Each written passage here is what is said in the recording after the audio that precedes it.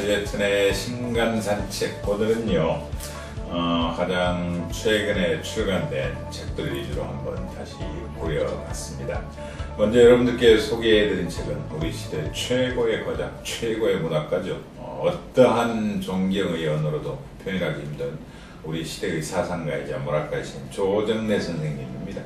조정래 선생님께서 정글만리를 출간하신 지 3년 만에 또다시 장편 소설을 우리에게 내놓으셨습니다.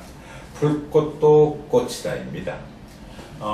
며칠 전 조정래 선생님과 점심을 함께 할 기회가 있었습니다. 그때 책 제목을 어떻게 할지 손자와 이런저런 고민을 해봤다 이런 말씀 하셨는데, 그때 참 인상 깊게 다가갔고 어서 책이 출간되었으면 했는데 고맙게 읽을 수 있었습니다. 조정래 선생님의 3년 만에 출간된 신작 장편소설, 더 이상 외면할 수 없는 한국 사회의 가장 고질적인 질곡과도 같은 교육의 문제, 사교육의 문제, 아이들을 사실상 죽여가는, 키우는 게 아니라 살려가는 게 아니라 그런 현실적인 문제에 대한 조정래 선생님의 고고하고도 인상 깊은 소설입니다. 인터뷰도 하셨잖아요. 이제 책 출간의 즈음에서 거기에서도 말씀하셨던데 그 이야기가 서문에 있더군요. 주인공 강교민이란 이름은 무슨 뜻의 줄임말일까? 독자들께 퀴즈를 낸다. 그것이 소설의 주제니까 그 길로 모두 함께 나서기를 소망하며 글을 마친다. 저도 계속 읽으면서 교민. 이 교민이 뭘까? 가장 쉽게 생각하는 건 그냥 교육 민주화일 텐데 설마 그렇게 또 단순하게 뜻을 담으셨을까 이런 고민을 많이 했습니다. 누구나 느끼시겠습니다만 한국 사회의 최고의 문제는 부동산과 사교육일 겁니다. 수도권에 내 집을 마련할 수 있느냐 마느냐 문제, 그 다음에 집이 아니라면 상가 임대차 문제 있잖아요. 모든 것을 지대 추구 행위로 몰아넣는, 내가 상권 읽어놓으면 집 뺏어가 버리는, 사실상 그렇죠? 그래서 그런 임대차 문제, 내 집 마련의 문제가 가장 큰 의식주 문제의 핵심이라면, 그 반대편에는 어떻게든 교육을 통해서 삶을 개선시키고자 하는 한국 사회의 오랜 열망 있잖아요. 그 힘으로 사실 여기까지 왔고, 제가 싫어하는 말 중에 석유 한 방울 나지 않는 나라, 이 말을 아주 싫어합니다. 전 세계에요, 석유 한 방울 나는 나라 그렇게 많지 않습니다. 그리고 설사 석유가 나더라도 에너지를 자족적으로 공급받고 있는 나라는 그렇게 많지 않아요. 석유는 거의 나지 않아요. 근데 우리 마치 석유 한 방울도 안 나니까 수출을 통해서 먹고 살아야 되고 교육의 모든 것을 올인해야 되고 이렇거든요. 근데 그럼에도 불구하고 교육은 한국 사회의 진보, 그 다음에 우리 생물학적 진보를 유지해 나가는 지속가능한 사회를 만들어 나갈 수 있는 핵심 의제이기 때문에 중요한데, 한국 사회는 모든 걸 던져서 교육에 지금 투자를 하고 있거든요. 그것도 사교육에. 이 비극을 다뤘습니다. 아마 제 개인적으로 느끼기에는 우리 선생님께 손자들이 겪고 있는, 특히 장손 아주 사랑하시는데 그 사랑하는 장손이 사교육에서 겪는 고통, 이런 것들이 많은 영향을 주지 않았을까 이런 생각도 합니다만, 선생님이 지치시지 않고 우리 시대의 문제를 다루고 있는 것 그렇잖아요. 불과 3년 전에 나온 소설 거의 몇십만 부, 102만 부 팔렸는가요? 몇십만 팔렸는가요? 들었는데 잊어버렸습니다. 선생님 죄송합니다만, 정글만리는 중국의 문제를 다뤘거든요. 왜냐하면 중국이 지정학적으로나 경제적으로 가장 중요한 우리 시대의 화두란 말이에요. 그 다음에 이제 교육이라고 보신 겁니다. 다음번 제가 뭘 한번 써보시겠다 말씀드렸지만 선생님이 계속 하셔야 되니까 제가 말씀드릴 수 없고, 교육의 문제, 그 중에서 사교육 문제를 전면으로 다루셨습니다. 그런데요, 선생님께서는 지금도 수행하듯이, 이를테면 나 이제 집필 들어간다, 그러니까 2년 동안 자료조사 하시는 거고 만나고 듣고 메모하고 하시는 거죠. 수많은 자료 섭렵하시고 그 다음에 이제 뭐 6개월은 6개월, 3개월은 3개월 딱 집필 작업 들어가시잖아요. 그럼 그야말로요, 숙제하듯이 하루에 원고지 40매 딱 정해놓고 쓰신답니다. 사모님은 11시에 주무시고, 그 다음에 김초혜 선생님은 계속 쓰시는 겁니다. 그날 숙제를 못하면 못 주무시는 겁니다. 그러면서도 아침에 일찍 일어나셔서 사모님의 아침 식사를 차려드리는 이런 따뜻한 분이시기도 한데 정말 학생들 이 과외 서격에 대해서 얼마나 고통을 받으셨으면 그 2년 동안 취재를 쭉 하신 다음에 뭐 이를테면 제 1권 1장 보면요, 저희들조차도 알 수 없는 어린 학생들의 은어 있잖아요. 은어. 쓰바 더럽게 우프다. 쓰바 더럽게 우프다. 웃기고 슬프다 이런 거 있잖아요. 이런 식으로 괄호 안에 표시를 해야만이 이해할 수 있는 그런 요즘 어린 학생들의 은어들 있죠. 학생들의 그 인터넷 은어 이런 것들을 쑥 쓰셨어요. 그런 식으로 말을 구성을 해요. 그리고 거의 모든 게 대화체입니다. 철저히 주고받는 대화체고 구어체고요. 이렇게면요, 은따의 문제, 그렇죠? 은근히 따시키는 문제 있잖아요. 그 다음 왕따의 문제, 그 다음에 사실상 공부해라.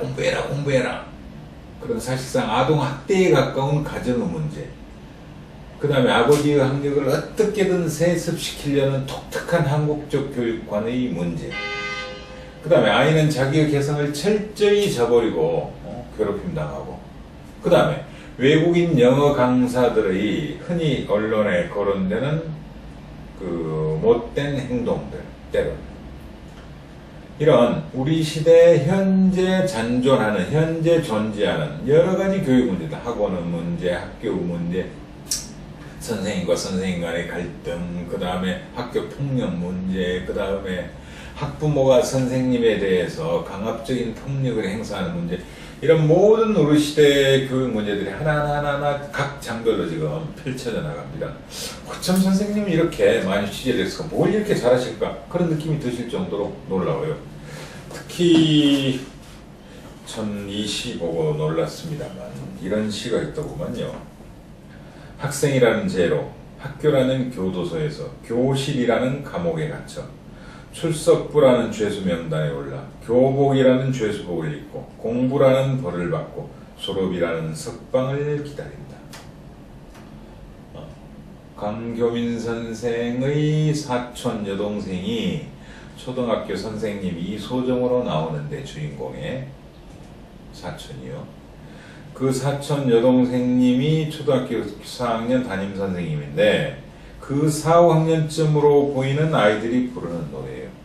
이거 실화일 겁니다. 선생님 글 쓰는 습관으로 볼 때. 누가 지었는지 모를 그 괴상망측한 노래를 몇 년 전부터 아이들 사이에서 유행되고 것이었다.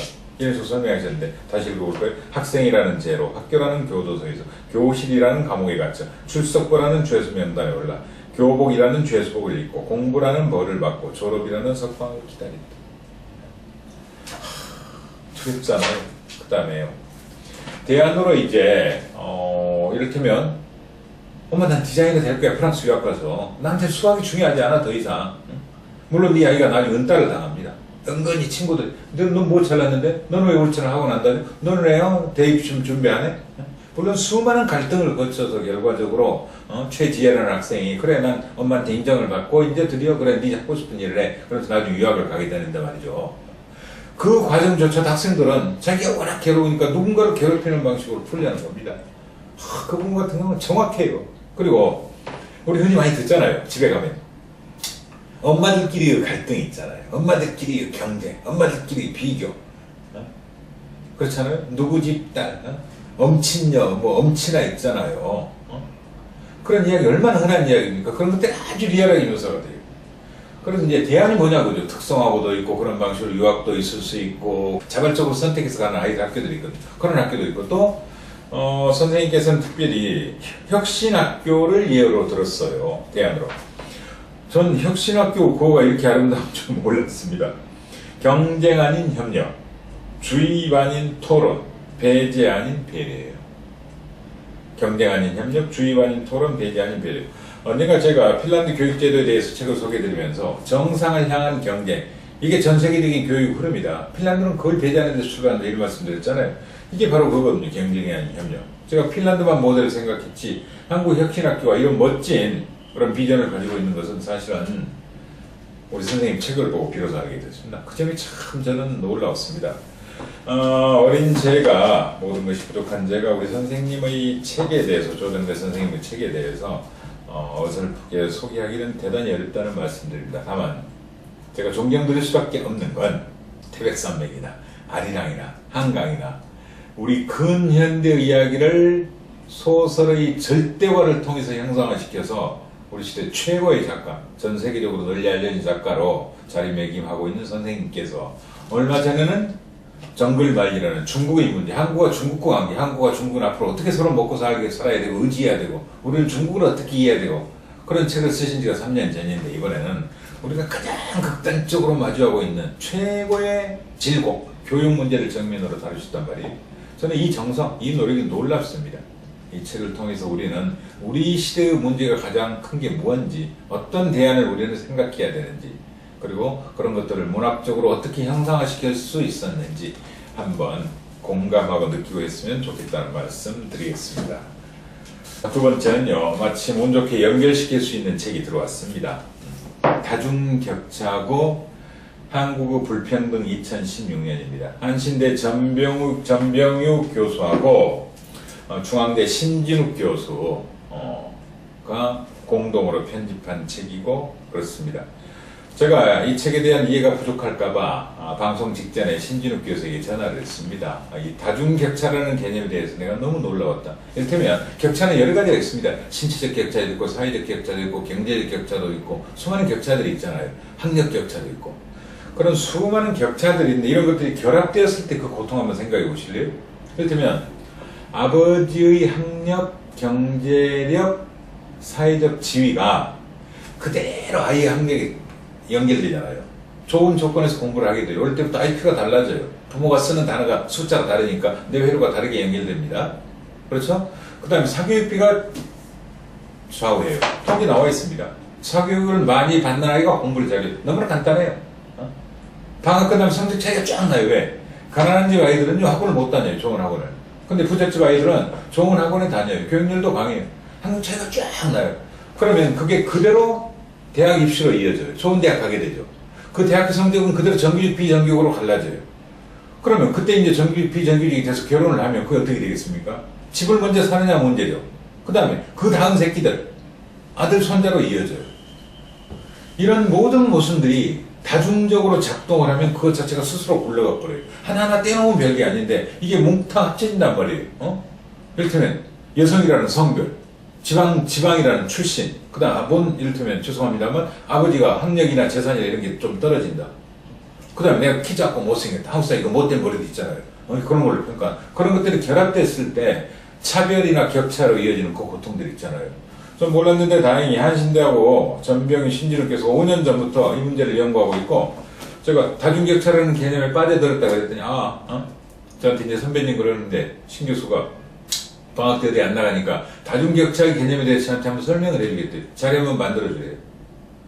꼭 한번 이 다중격차라는 개념에 대해 이해를 하시고 특히 한국어 불평등 보면 우리 조정래 선생님이 인용하시고 글에 녹여놓으신 수많은 격차들 제가 이 부분은 특별히 적어놨는데 이 교육격차들입니다. 교육격차들. 교육격차들에 대한 통계를 보면 저희들이 알고 있는 실상 이상으로 더 괴로워집니다. 그 다음에 이제 불구화된 미국입니다. 트럼프입니다. 이번 주에 트럼프가 미 공화당 대선 후보로 선출이 되잖아요. 참 놀랍습니다. 이게 지난번 책은 87년에 미국에서 출간된 책이 한 달 전에 나와서 제가 거리의 기술이라는 책을 소개를 해드렸는데 이건 작년 11월에 미국에서 나온 책이거든요. 불구화된 미국. 찡그리고 찍었잖아요. 서문에 내가 왜 찡그렸는 줄 아니? 나옵니다. 지난번 소개해드린 거리의 기술이라는 책에 대해서 대필 작가가 완전히 사기꾼이다. 완전히 어쨌다. 오늘 외신을 통해서 쫙 나오고 있습니다. 20몇 년 동안 참고 살았다 내가. 그랬더니 트럼프가 어딘가 전화해서 Have a good life. 너 잘 살아? Have a good day 하듯이요. Have a good life. 이런 인사를 했다는 인터뷰까지 나와 있던데요. 이 책도 똑같이 직설적입니다. 얼마나 직설적이냐면요. 리더는 예측 가능해서는 안 된대요. 예측하기 어려워야 된대요. 그러면서 나는 리더로서 패를 숨게 할 때가 있다는 걸 안다. 가령 고층 건물을 지을 부지를 확보할 때 조금씩 매입해서 하나의 크고 가치 있는 부지를 합친다. 이때 기밀을 유지하는 일이 반드시 필요하다. 내가 하려는 일을 땅 주인들이 알면 훨씬 많은 돈을 받아내려 할 것이다. 한국의 부동산 업자들하고 똑같잖아요. 그렇죠. 근데 이걸 자랑스럽게 써놔요. 감추지 않아요. 전번에 소개해드렸죠. 퀸즈에서 자란 나는 상당히 거친 아이였다. 초등학교 2학년 때 음악 선생님 때려버리잖아요. 나는 동네에서 제일 센 아이가 되고 싶었으며 모두에게 함부로 대들면서 누구에게도 물러서지 않았다. 솔직하게 말하면 나 약간 말썽꾸러기였다. 뉴욕 군사학교 가서도 나는 몇 번의 싸움을 했다. 이런 것들을요 전혀 감추지 않고 포장하지 않고 직설적으로 표현합니다. 나쁘게 말하면 대단히 폭력적이고 좋게 말하면 솔직해요. 기존 정치 문법으로 이해하기 힘든 정치인이지만 그 솔직함과 당돌함에 매료될 수는 있어요. 아주 쉽게 읽히고요. 아하, 제 결론은 트럼프라는 사람을 미국이 좋아할 수밖에 없겠구나. 전 그렇게 생각이 들었어요. 그래서 다른 한편 두려웠습니다. 저도 이 책을 글로 한번 서평으로 만들어 볼 생각인데 오늘은 말로 소개해드리고요. 저희가 군데군데 이렇게 표시를 했습니다만 여러 시사점 있는 부분들은 분명히 존재합니다. 예, 우리가 좀 더 트럼프에 대해서 이해할 필요가 있다는 생각에서 소개해드렸고요. 맨 마지막은 미래는 누구의 것인가입니다. 대단히 IT의 변화가 우리에게 어떤 세상을 가져올 건지 컴퓨터 과학자이자 철학자, 시각예술가, 작곡가, 영화감독 그리고 저술가거든요. 고맙게 역자가 뒤에 해설을 잘 해놓으셨어요. 전 이 책 주말에 읽었는데요. 참 어렵게 읽었어요 사실은요. 대단히 어렵다. 내가 아직도 IT가 몰고 올 세상에 대한 변화에 대한 이해가 턱없이 부족하다. 내가 기계치라 그런가 이런 염려도 좀 있었는데 고맙게 우리 역자가 뒤에 잘 요약을 해놓았는데요. 이용자의 빅데이터를 가공해서 이윤을 얻는 것들을 세이렌 서버라고 표현합니다. 우리 스타벅스에 있는 그 사이렌 있잖아요. 사이렌 소리. 그 사람이 이제 영어식 발음으로 세이렌 아니겠습니까? 그 세이렌 서버라고 표현하는데 구글, 아마존, 페이스북, 네이버, 다음 정체가 드러나지 않는 금융 서버들이 이 사람들은 전부 다 정보를 모아요. 그래서 나중에 결국은 광고주들을 무너뜨려 버려요. 자기들이 모든 광고를 독점하게 돼요. 한국도 그렇거든요. 신문 광고, TV 광고는 갈수록 줄어들어요. 네이버 광고, 인터넷 광고는 갈수록 커져요. 유튜브 광고는요.